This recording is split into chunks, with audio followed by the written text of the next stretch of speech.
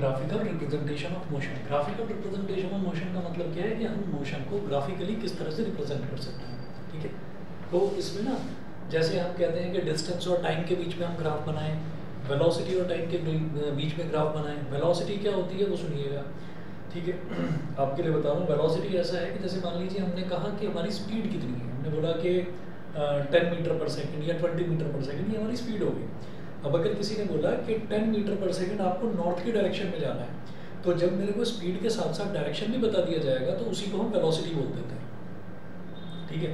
ऐसे ही एक टर्म होती है एक्सेलरेशन। एक्सेलरेशन क्या है कि स्पीड जब बढ़ती है धीरे धीरे, जैसे आपने सुना होगा स्कूटर में हम बोलते हैं कि एक्सेलरेट करिए जरा इसको, है ना, तो एक्सेलरेट, उसको एक्सेलरेटर बोलते हैं, ठीक है। कार में वो पेडल होता है, उसको प्रेस करते हैं तो स्पीड बढ़ जाती है कार की, तो स्पीड का बढ़ना इज कॉल्ड एक्सेलरेशन, ठीक है। और ऐसे ही स्पीड का घटना, हमारी कार बड़ी तेज स्पीड में चल रही है, हम ब्रेक लगाते हैं तो धीरे धीरे घटती है, तो स्पीड का घटना is called retardation. Retardation is negative of acceleration. अब ग्राफिकल रिप्रेजेंटेशन ऑफ मोशन में सबसे पहले आप लिखिएगा distance time graphs.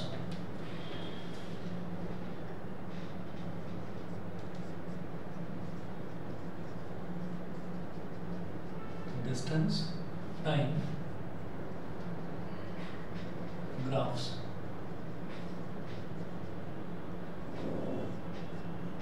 Distance time graphs. अब जो डिस्टेंस टाइम ग्राफ्स हैं, इसमें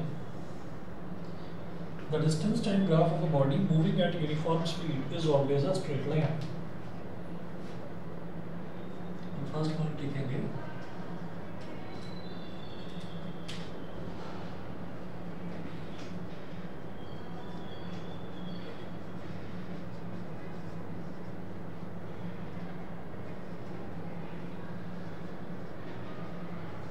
the distance time graph of a body moving at uniform speed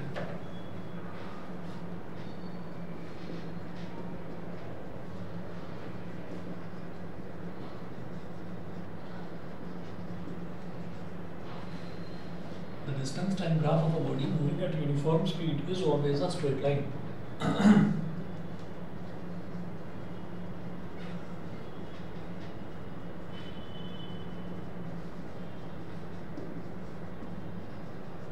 is always a straight line.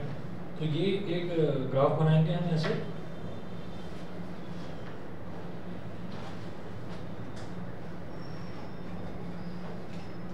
X axis पर टाइम दिखाना है और वाई एक्सिस पर डिस्टेंस। एक्स एक्सिस पर टाइम और वाई एक्सिस पर डिस्टेंस, ठीक है। तो डिस्टेंस और टाइम के बीच में जो आप ग्राफ बनाएंगे वो आप एक ऐसे स्ट्रेट लाइन बना देंगे इस तरह से, ठीक है। और यहाँ लिखिएगा यूनिफॉर्म स्पीड।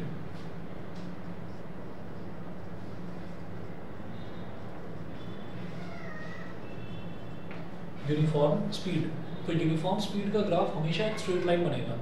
तो इसमें हम क्या देखते हैं, इसमें हम ये देखेंगे कि अगर 1 सेकंड हम चले तो 1 सेकंड में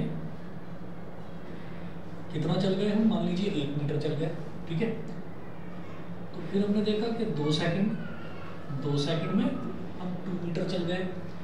फिर मान लीजिए 3 सेकंड्स है तो 3 सेकंड्स में हम 3 मीटर चल गए। तो हम equal distances, equal time interval में इक्वल डिस्टेंसेस चल रहे हैं।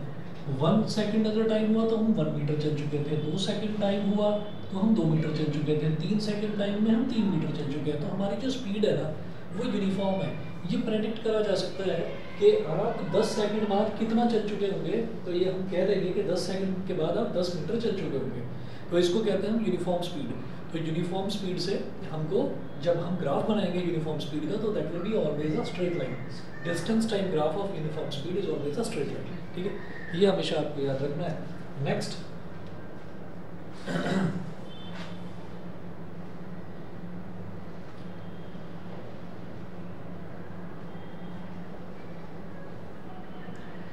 नेक्स्ट लिखें 10 if however the speed of a body is non-uniform,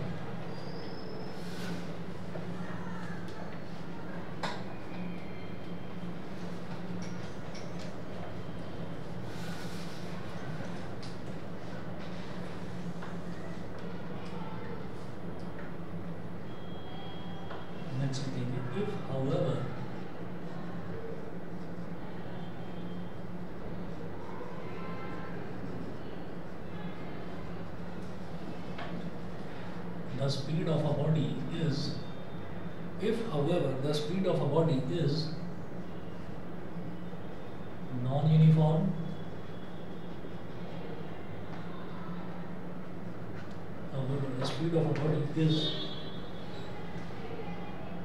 non-uniform, comma, then the graph between distance traveled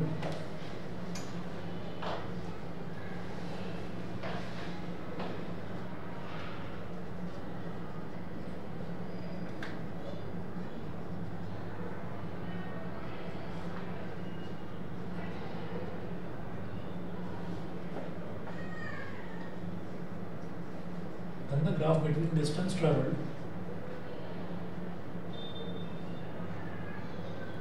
and time is a curved line,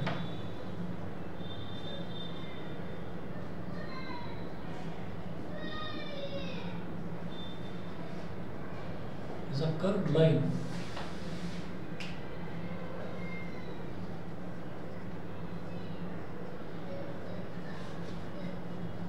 called parabola. तो जो curve line वाला जो graph बनता है उसको हम पैराबोला बोलते हैं। तो इसका ग्राफ बनाएंगे,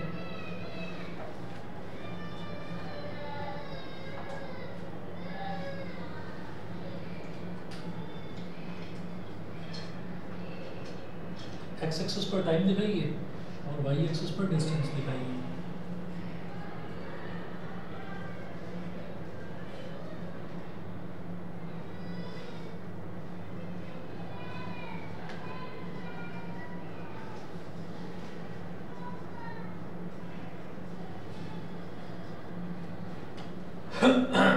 नॉन यूनिफॉर्म स्पीड। अब नॉन यूनिफॉर्म स्पीड से कैसे समझ में आएगा भाई इस ग्राफ से नॉन यूनिफॉर्म स्पीड है? नॉन यूनिफॉर्म स्पीड का मतलब ये हुआ कि कभी तो स्ट्रेट लाइन, इसमें स्ट्रेट लाइन नहीं बनेगा, इसमें ना कर्व लाइन बनेगा। ठीक है, तो ये कैसे पता चलेगा? तो ये ऐसे पता चलेगा कि भाई मैंने इधर देखा कि 1 सेकंड टाइम हुआ था, अब 1 सेकंड के करस्पॉन्डिंगली मैंने एक डॉटेड लाइन ड्रॉ करी वाई एक्सिस के पैरेलल। ये वाई एक्सिस है, यहाँ पर डिस्टेंस है। मैंने देखा डिस्टेंस ट्रैवल्ड जो है वो 0.5 मीटर था। अब हमने कहा कि भाई 2 सेकंड पर देखो, 2 सेकंड पर देखा तो डिस्टेंस ट्रैवल्ड जो है वो 3 मीटर हो गया। ठीक है, फिर ये कि भाई 3 सेकंड पर देखो, तो 3 सेकंड पर जब देखा तो डिस्टेंस ट्रैवल्ड जो है वो 7 मीटर हो गया। तो इसका मतलब क्या है कि भाई टाइम तो बराबर बराबर इंटरवल से बढ़ रहा है। 1 सेकंड में वो चला सिर्फ आधा मीटर 0.4 मीटर 0.5 मीटर, 2 सेकंड में वो चल गया 3 मीटर और 3 सेकंड में वो चल गया 7 मीटर। तो कोई रिलेशन नहीं बन रहा है। ठीक है, जैसे यहाँ पर दिखाई दे रहा था 1 सेकंड में 1 मीटर, 2 सेकंड में 2 मीटर, 3 सेकंड में 3 मीटर, तो रिलेशन है, बराबर बराबर डिस्टेंसेस ट्रैवल कर रहा है, बराबर बराबर टाइम इंटरवल में। यहाँ तो एकदम से बड़ी तेज स्पीड बढ़ती जा रही है, पहले धीरे धीरे एकदम झटके से बड़ी तेज स्पीड बढ़ गई। तो इसको क्या बोलेंगे? Non uniform speed. तो आपको ये 2 ग्राफ्स याद रखने हैं। जब यूनिफॉर्म स्पीड का ग्राफ अगर एग्जाम में पूछा जाता है तो आपको टाइम और डिस्टेंस के बीच में ऐसे एक स्ट्रेट लाइन बना देनी है इंक्लाइनिंग स्लोप के साथ। इंक्लाइनिंग स्लोप का मतलब ऐसे बढ़ती हुई लाइन। ठीक है, और जब नॉन यूनिफॉर्म पूछी जाए तो इस तरीके से आपको कर्व लाइन बना देनी है नीचे से ऊपर जाती हुई। और इसी कर्व, ये जो कर्व स्ट्रक्चर होता है इसको पैराबोला बोलते हैं। जैसे हमने कहा कि वो गोल राउंड सा स्ट्रक्चर होता है उसको सर्कल बोलते हैं। जैसे अगर 4 साइड्स की कोई फिगर है, उसकी चारों साइड्स इक्वल है तो उसको हम स्क्वायर बोल देते हैं। ठीक है, तो इसी तरीके से ये जो कर्व फिगर होती है इस तरीके से इसको पैराबोला बोल देते हैं, ये इसका नाम। ठीक है बेटा, अच्छा जी। अब इसके बाद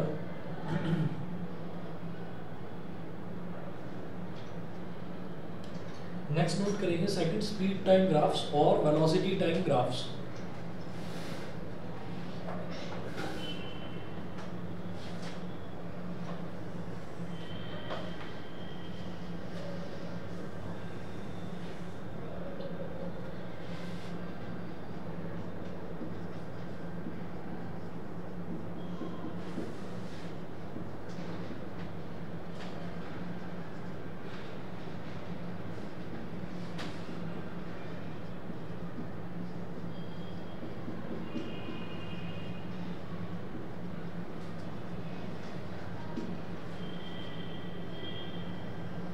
स्पीड टाइम ग्राफ्स और वेलोसिटी टाइम ग्राफ्स। अब यहाँ पर we have 3 types of speed time graphs for a moving body. लिखिए.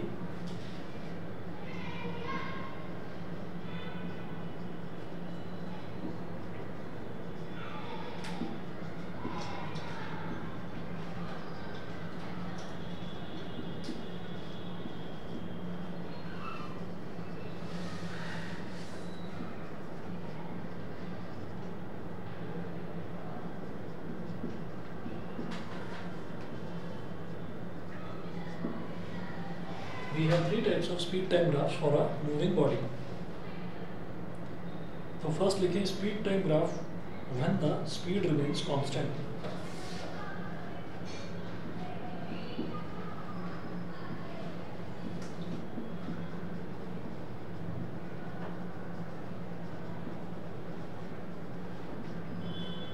Speed time graph when the speed remains constant.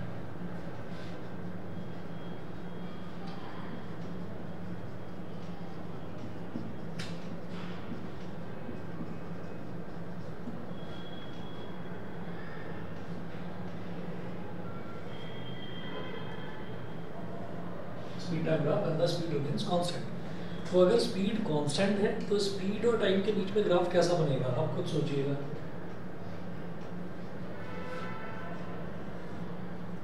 मैं एक्स एक्सिस पर ले रहा हूँ टाइम और वाई एक्सिस पर ले रहा हूँ स्पीड. एक्स एक्सिस पर टाइम ले लिया, वाई एक्सिस पर ले लिया हमने स्पीड को. तो टाइम धीरे धीरे बढ़ता जा रहा है लेकिन स्पीड बढ़ी नहीं रही है. ठीक है ना. हम अपने स्कूटर पर जा रहे हैं, 40 किलोमीटर पर आवर हमारी स्पीड है. धीरे धीरे धीरे उसी स्पीड से चलते जा रहे हैं. ना हम स्पीड को कम कर रहे हैं ना हम स्पीड को ज़्यादा कर रहे हैं. तो इसका मतलब क्या है कि मैंने 1 सेकंड पर देखा तो भी जो हमारी स्पीड है वो इतनी ही थी, इस लेवल पर ही थी. मैंने 2 सेकंड पर देखा तब भी हमारी स्पीड इतने ही लेवल पर थी. 3 सेकंड पर देखा तब भी हमारी स्पीड इतनी लेवल पर थी. 4 सेकंड पर देखा तब भी हमारी स्पीड इतनी लेवल पर थी. तो जब भी मुझे ग्राफ्स बनाने होते हैं तो ये जो डॉट्स मैंने लगाए डॉट्स को ज्वाइन कर देते हैं. तो जब इन डॉट्स को मैं ज्वाइन करूंगा, जैसे हम डॉट्स को ज्वाइन करेंगे तो डॉट्स को ज्वाइन करने पर हमें एक स्ट्रेट लाइन मिल रही है. एक स्ट्रेट लाइन, एक straight line which is parallel to the X axis. तो जब भी कभी हमारे पास स्पीड टाइम ग्राफ बनाने के लिए आए, when the speed remains constant. Speed remains constant का मतलब क्या है, यूनिफॉर्म स्पीड. तो यूनिफॉर्म स्पीड का अगर स्पीड टाइम ग्राफ बनाने के लिए आएगा तो आपको एक पैरेलल लाइन बनानी है, स्ट्रेट लाइन बनानी है which is parallel to the X axis. अगर यूनिफॉर्म स्पीड है तो यूनिफॉर्म स्पीड का अगर डिस्टेंस टाइम ग्राफ बनाने के लिए आएगा तो it will be a graph with a inclining slope, straight line. ठीक है. चलिए जी. तो speed time graph when the speed remains constant, ये फर्स्ट हुआ आपका. यहाँ ग्राफ के ऊपर लिख लीजिए कांस्टेंट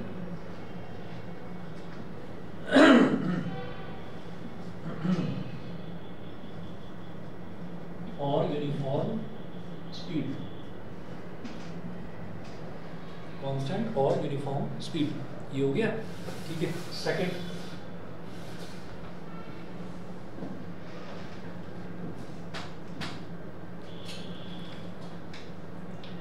लिखें.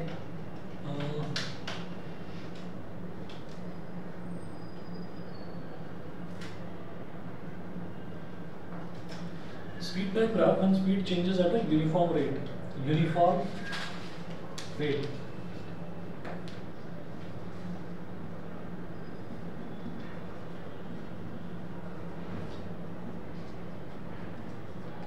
Speed time graph when speed changes at a uniform rate.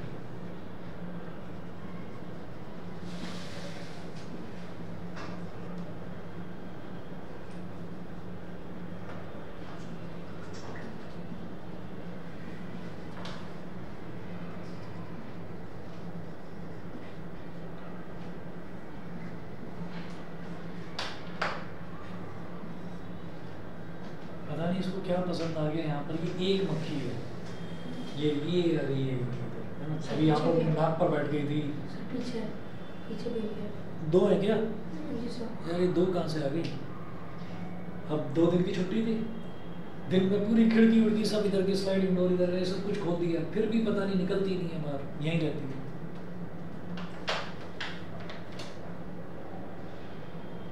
Eight a uniform rate, यहाँ लिखें ब्रैकेट में यूनिफॉर्म एक्सेलरेशन,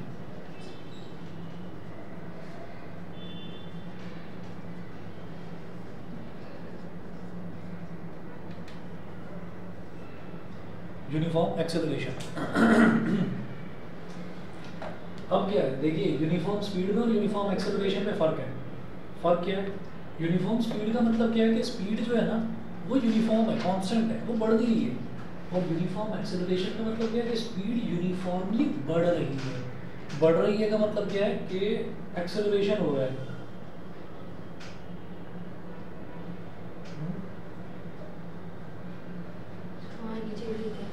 क्या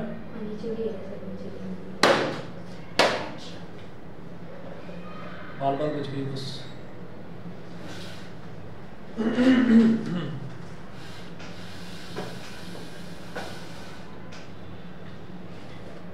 चलिए जी,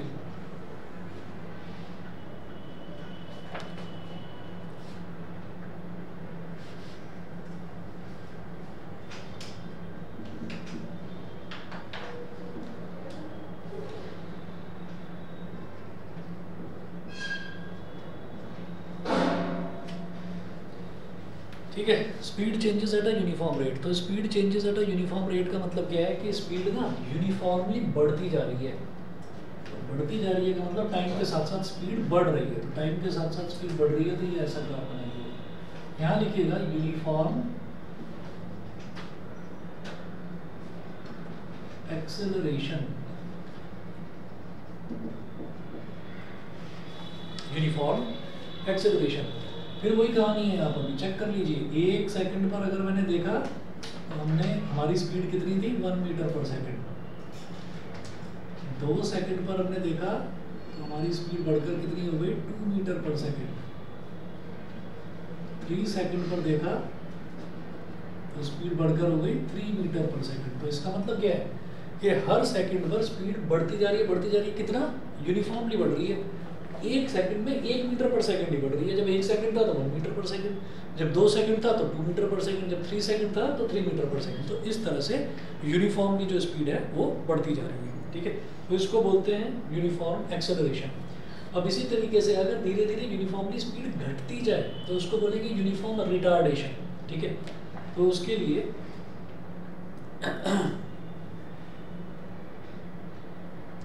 लिखिएगा on the other hand in a speed time graph of a body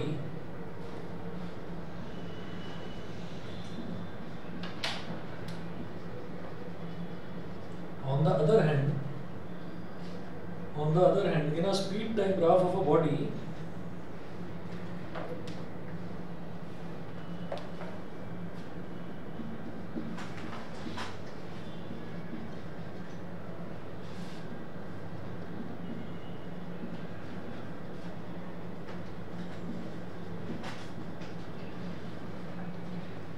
speed time graph of a body,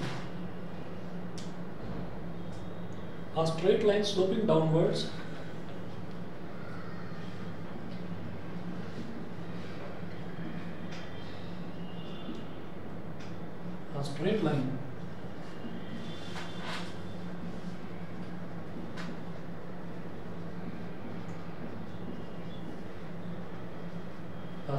sloping downwards indicates uniform retardation.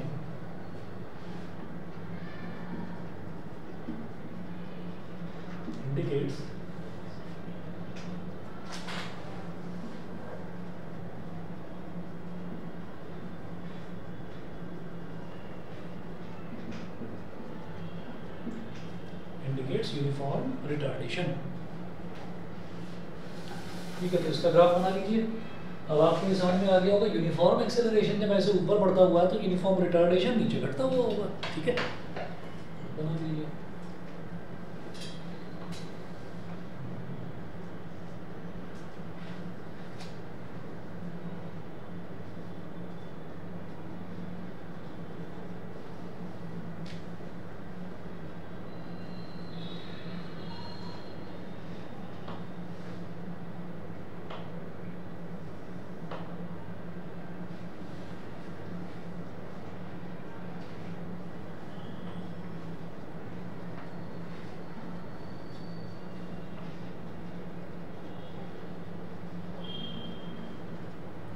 Uniform retardation.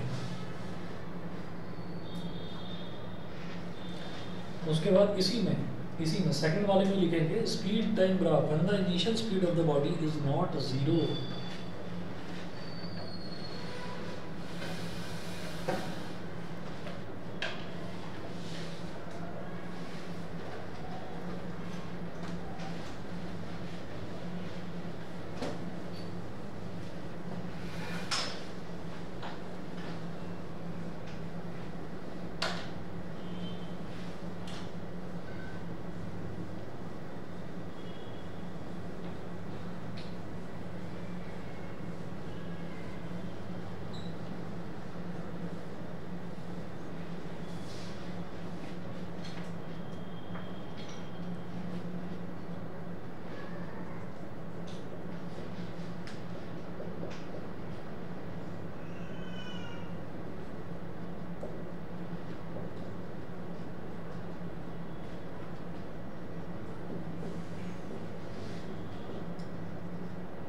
The initial speed of the body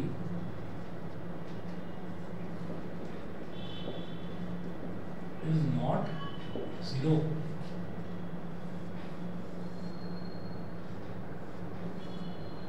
तो speed time graph मेरे को उस case के लिए बताना है when the initial speed of the body is not zero, जब body की इनिशियल स्पीड जीरो ना हो तब।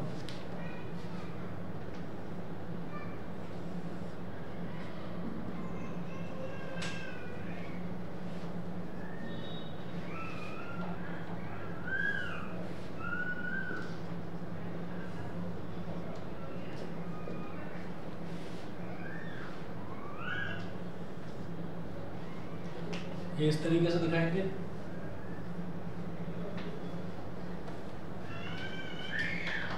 इधर लिखेंगे यूनिफॉर्म एक्सीलरेशन,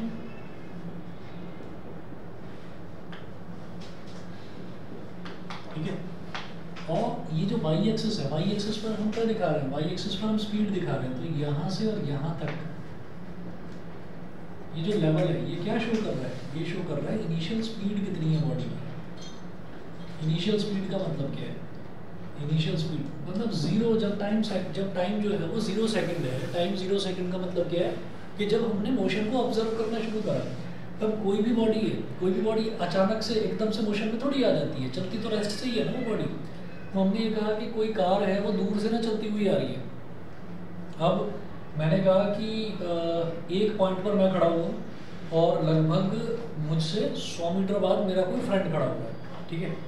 तो मैंने ये बोला कि जब ये कार मुझको पास कर जाएगी, जब मुझसे आगे निकल जाएगी, तो तब मैं अपनी स्टॉप वॉच ऑन करूँगा, ठीक है।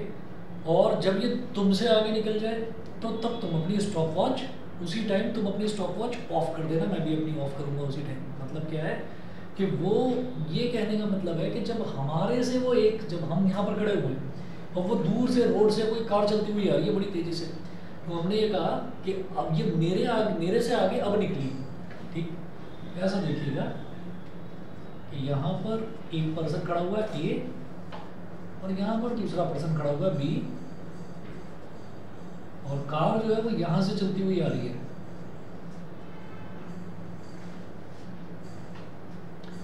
कार यहाँ से चलती हुई आ रही है, अब चलती हुई है, जैसे ही वो कार इस पॉइंट पर पहुंची, इस पॉइंट को पास कर गई, तभी हमने अपनी स्टॉप वॉच ऑन करी। तो हमने जैसे स्टॉप वॉच ऑन करी, स्टॉप वॉच क्या दिखाती है, शुरुआत कहाँ से होती है, 0 सेकंड से।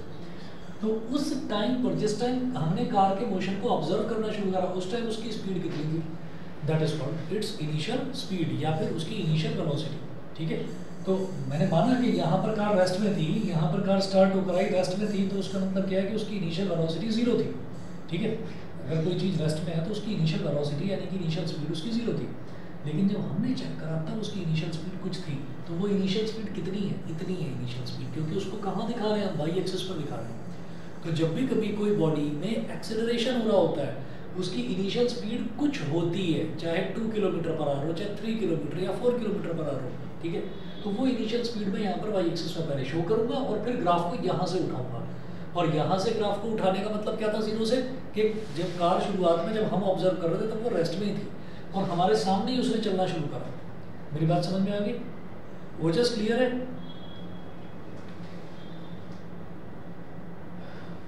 Yes sir.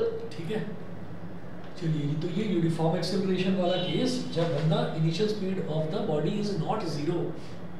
उसके बाद थर्ड देखेंगे स्पीड टाइम ग्राफ। ये सेकंड वाले में ही मैंने 1, 2 और ये 3 ग्राफ बनाकर देखे सेकंड वाले केस में, speed time graph and the speed changes eight uniform rate.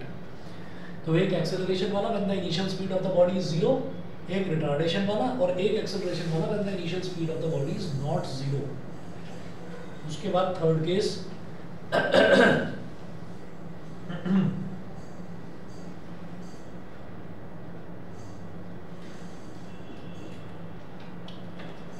Third है speed time graph and speed changes at a non uniform rate.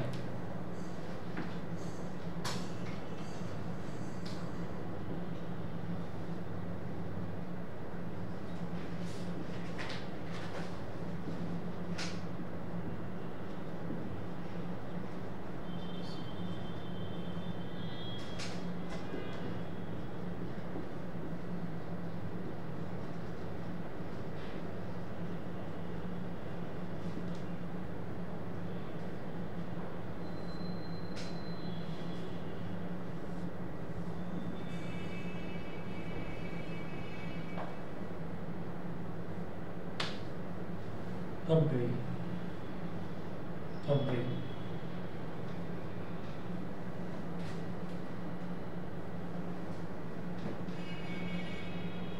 और देखना होगी कोई एक हफ्ते से दुखी कर रखा है भाई इसने।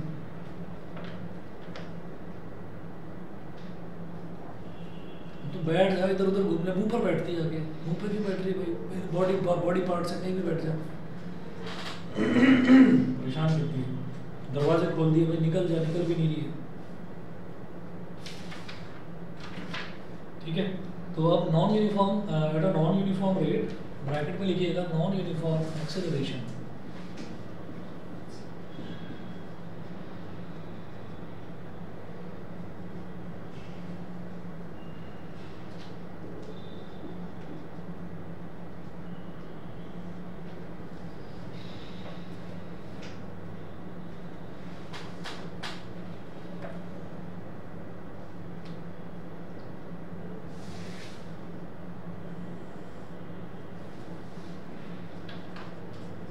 तो एक्स एक्सेस पर टाइम और वाई एक्सेस पर स्पीड।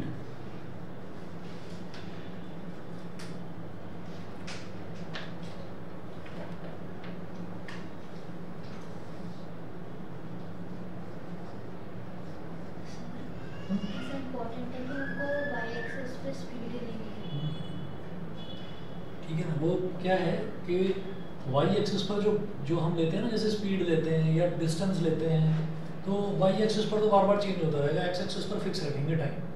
ठीक है, नॉन यूनिफॉर्म एक्सेलरेशन।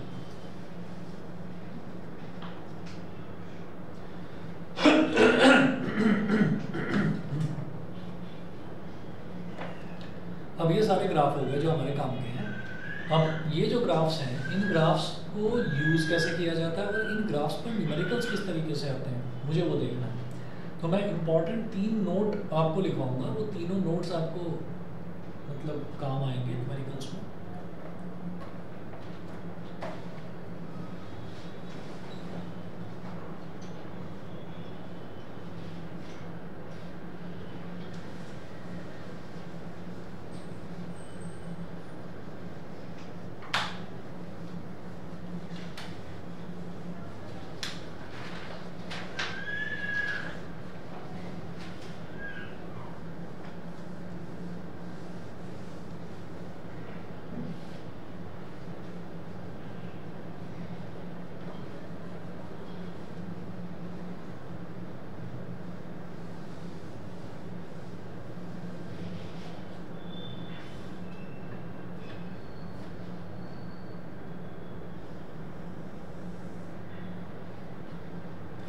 लिखिएगा नोट करके।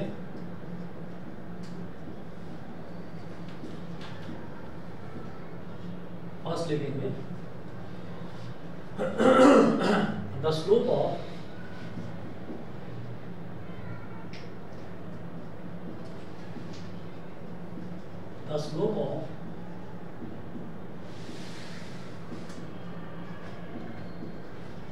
Distance time graph is equal to velocity. अगर मेरे को डिस्टेंस टाइम ग्राफ दे रखा है तो डिस्टेंस टाइम ग्राफ का मैं स्लोप निकालूंगा तो मेरे पास वेलोसिटी आ जाएगी। अब ये स्लोप कैसे निकाला जाता है वो मैं नहीं पता, बताऊंगा अभी, ठीक है। The slope of distance time graph is equal to velocity. Second लिखेंगे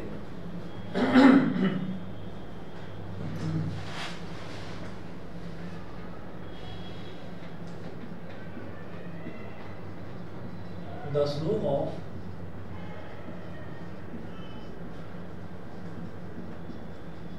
velocity time graph is equal to acceleration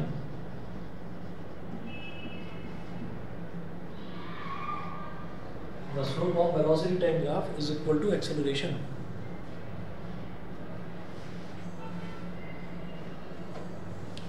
third देखें area under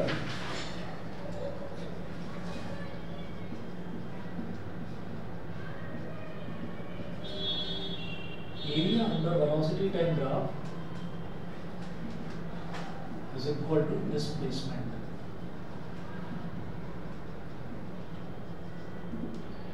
area under velocity time graph is equal to displacement, ठीक है। तो वेलोसिटी टाइम ग्राफ है, velocity time graph के नीचे का अगर हमको एरिया दे रखा हो तो उससे हमारे पास डिस्प्लेसमेंट आ जाता है, ठीक है। अब मैं ये तीनों चीज़ें आपको एक्सप्लेन करता हूँ। जैसे मान लीजिए ये बोल रहे हैं slope of distance time graph, इसमें स्टार बनाकर लिखना slope is equal to perpendicular upon base. Slope क्या होता है? परपेंडिकुलर डिवाइडेड बाय बेस, ठीक है। अच्छा, परपेंडिकुलर अपॉन बेस इसका मतलब कहीं ना कहीं मेरे को राइट ट्रायंगल मिलेगा। भाई राइट ट्रायंगल होता है, राइट ट्रायंगल होता है तो उसमें परपेंडिकुलर होता है, उसमें बेस होता है, उसमें एक हाइपोटेन्यूज भी होता है, ठीक है। तो slope is equal to perpendicular upon base. अब जैसे मान लीजिए मेरे को कोई ग्राफ दे रखा है, the slope of distance time graph is equal to velocity, ये है। तो अगर मेरे को कोई डिस्टेंस टाइम ग्राफ दे रखा है तो मैं उस डिस्टेंस टाइम ग्राफ का स्लोप कैसे निकालूंगा और स्लोप निकाल कर मेरे पास वेलोसिटी कैसे आएगी वो देखूंगा।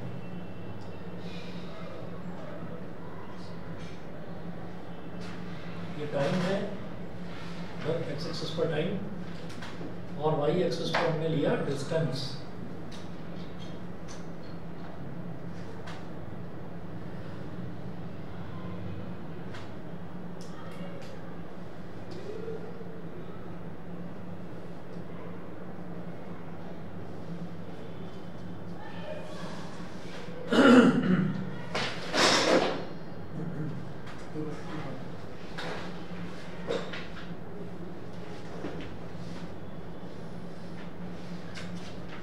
ये दे रखा है मेरे को 1 2 3 यानी कि 3 सेकंड तो टाइम हुआ और 3 सेकंड पर जो हमको डिस्टेंस ट्रैवल्ड है दैट इज 9 मीटर, वो 9 मीटर दे रखा है। ये तो 90 डिग्री का एंगल बन गया, तो ये कितना है? ये तो 9 मीटर, ये तो हो गया आपके लिए परपेंडिकुलर और बेस कितना हो गया 3। तो आप क्या कहेंगे? वेलोसिटी इज इक्वल टू 9/3 3 × 3 3 × 9 तो 3 मीटर पर सेकेंड। बताइए क्लियर है कि नहीं? आपके पास कभी भी अगर आप देखें तो आपके पास हमेशा ऐसा राइट ट्रायंगल जरूर बनेगा, ठीक है। राइट ट्रायंगल अगर नहीं बनेगा तो उस केस में कैसे करेंगे वो भी बता दूंगा आपको। उस केस में स्लोप निकलेगा ही नहीं, क्योंकि राइट ट्रायंगल अगर नहीं बन रहा है, अगर स्ट्रेट लाइन बन रही है ऐसे डिस्टेंस टाइम ग्राफ में, अगर स्ट्रेट लाइन बन रही है तो फिर आप स्लोप निकालोगे ही कैसे? तो सीधा आप कह देंगे इसमें स्लोप निकल ही नहीं सकता। तो जब स्लोप निकल ही नहीं सकता है तो इसका मतलब क्या है कि आपका टाइम बढ़ता जा रहा है और ग्राफ ऐसा स्ट्रेट लाइन है। तो जब स्ट्रेट लाइन है तो इसका मतलब क्या? स्लोप नहीं है, नहीं है तो स्लोप 0 है, यानी कि वेलोसिटी 0 है।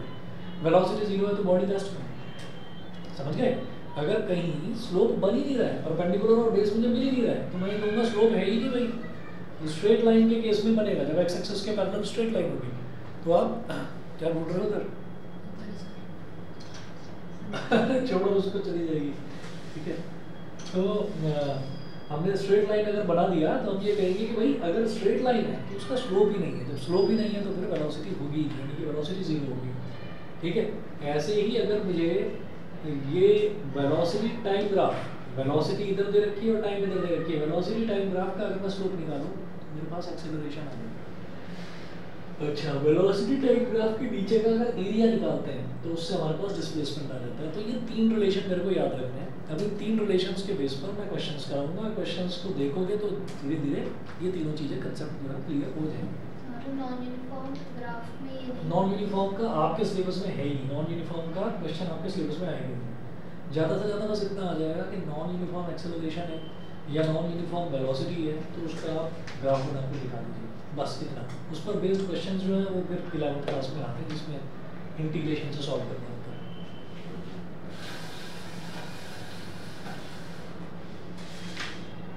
एक क्वेश्चन नोट करेंगे, question number 1, study the speed time graph of a body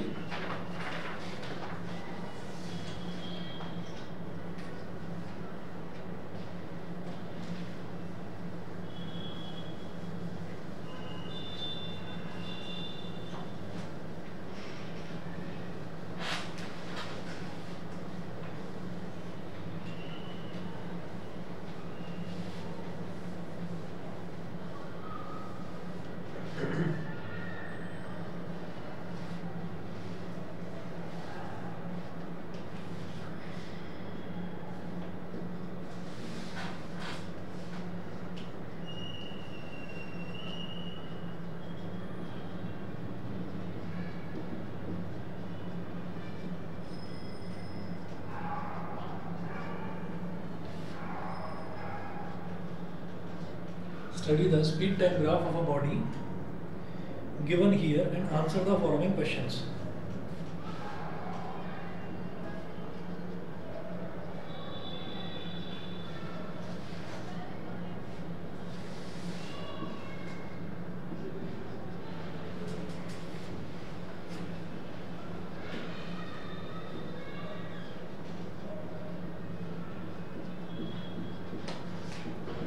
Answer the following questions.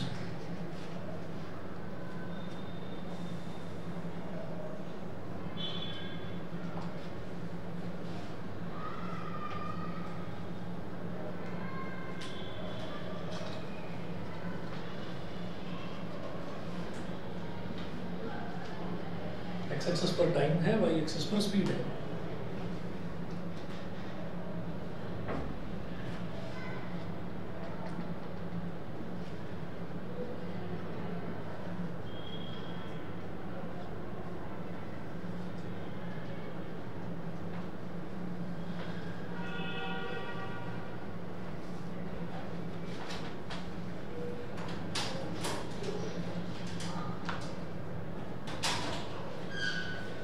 What do you need, sir?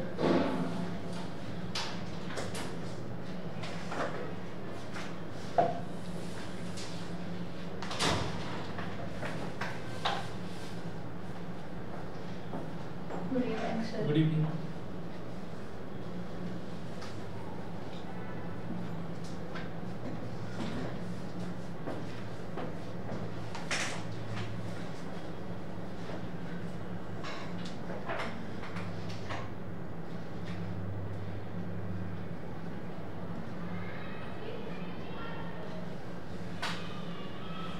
A part है, what type of motion is represented by OA?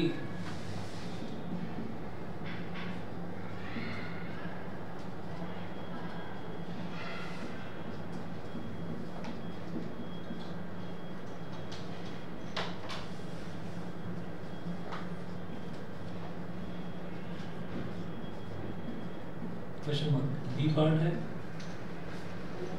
what type of motion is represented by AB?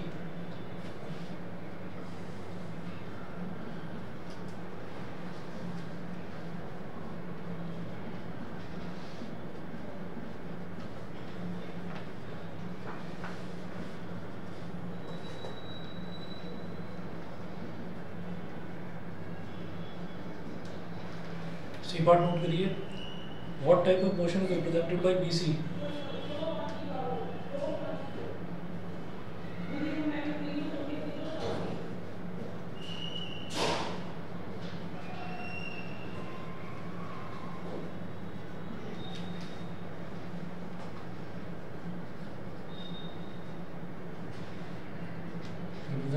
BC.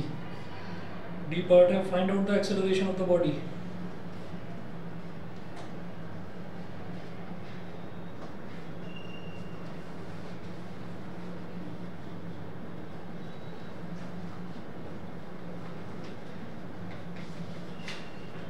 E part है calculate the retardation of the body.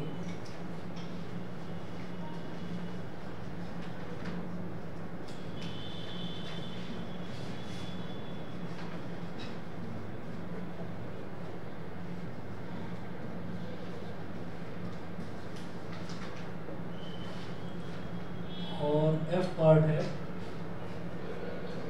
है find out the distance traveled by the body. Find out the distance traveled by the body from A to B.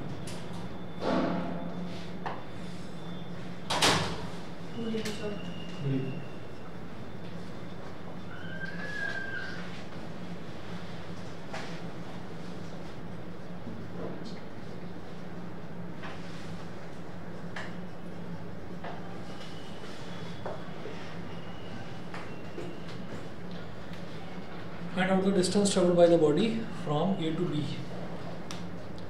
ठीक है, अब सबसे पहला देखिएगा A part में what type of motion is represented by OA. Speed धीरे धीरे time के साथ बढ़ रही है और स्ट्रेट लाइन है, क्या होगा बताओ? यूनिफॉर्म क्या? एक्सेलरेशन. बिल्कुल सही. स्पीड का बढ़ना इज कॉल्ड एक्सेलरेशन और स्ट्रेट लाइन है तो स्ट्रेट लाइन का मतलब यूनिफॉर्म एक्सेलरेशन. यही कर्व लाइन होती तो मैं बोलता हूँ नॉन यूनिफॉर्म एक्सेलरेशन. तो ए पार्ट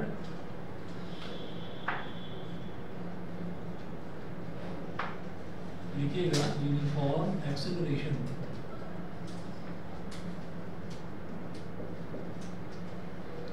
बी कह रहे हैं what type of motion is represented by A B. Straight line में parallel to X axis. Speed जो है टाइम धीरे धीरे बढ़ता जा रहा है लेकिन स्पीड बढ़ ही नहीं रही है. बताइए क्या होगा? टाइम बढ़ता जा रहा है लेकिन स्पीड कांस्टेंट है तो क्या बोलेंगे?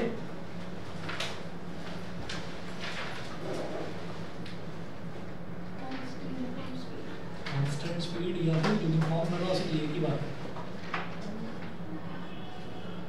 सी पार्ट बताइए what type of motion is represented by BC. BC क्या हो रहा है?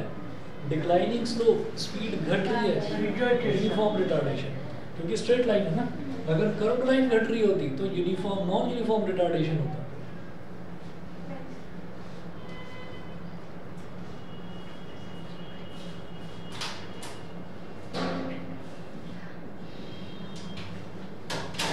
हाँ जी. D part find out the acceleration.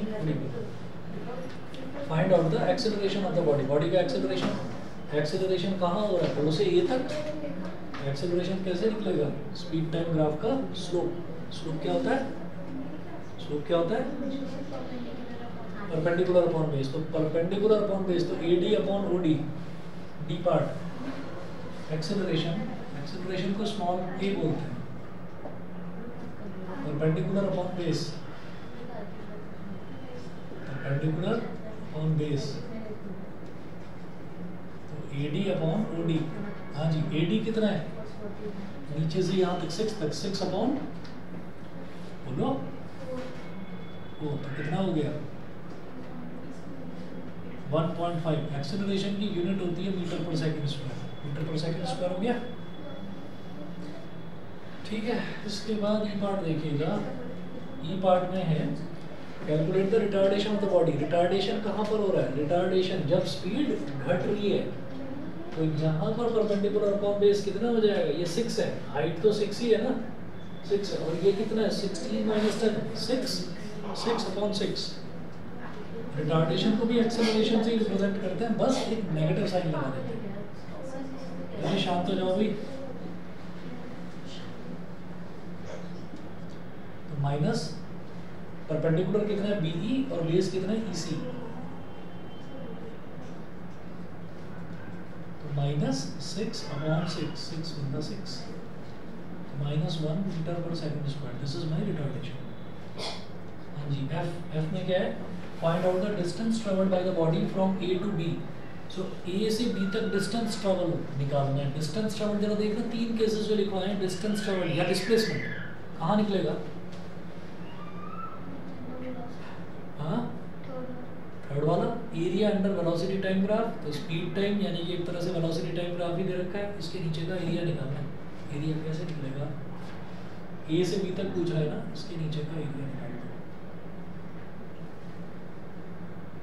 ठीक है, तो area of rectangle A B E D, समझ गया भाई? क्लियर है पंडित?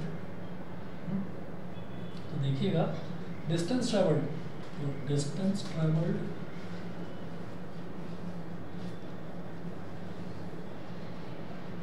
फ्रॉम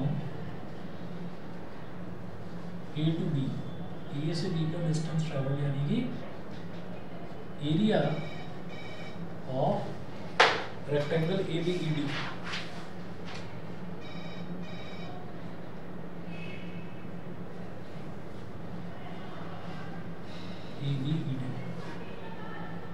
रेक्टेंगल का एरिया क्या होता है? Length into breadth. ठीक है, लेंथ कितनी है? 4 से 10 तक 6 D E into A D.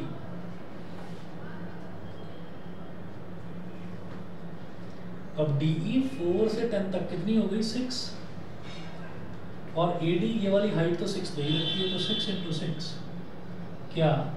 क्योंकि ये जो हमको दे रखा है ये मीटर पर सेकंड में दे रखा है, तो 6 इंटू 6 36 मीटर।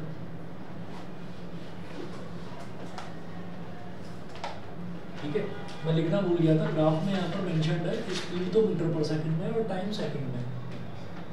ठीक है, इसी वजह से ये मीटर पर सेकंड स्क्वायर आया और ये मीटर है। क्लियर है सभी को? ऑनलाइन बताइए, वो जस्ट क्लियर है?